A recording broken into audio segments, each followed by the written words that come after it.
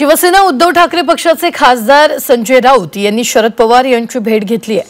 संजय राऊत यांनी त्यांचं नरकातला स्वर्ग हे पुस्तक शरद पवारांना भेट दिले।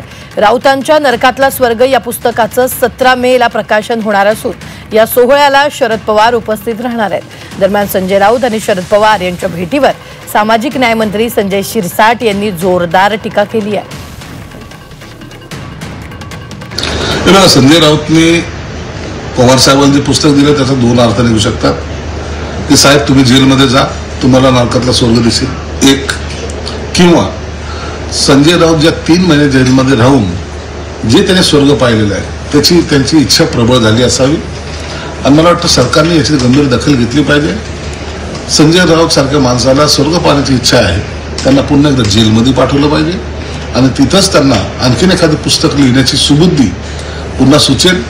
मग नरकातला स्वर्ग आणि स्वर्गातला स्वर्ग असं काहीतरी सेकंड एडिशन त्यांचं येईल आणि मग ते सुद्धा वाचायला आपल्याला मिळेल।